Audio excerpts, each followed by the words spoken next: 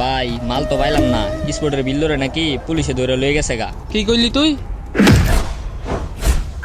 আমি সিএম যে সাইকেল দিতেছি দিন দিন, তুই কি দেখতেছিস না? তুই মাল পাইছিস না, তুই আমার কইলি কি? ভাই কি লাত্তিটা দিল, পুরো 100-তে 1 নাম্বার।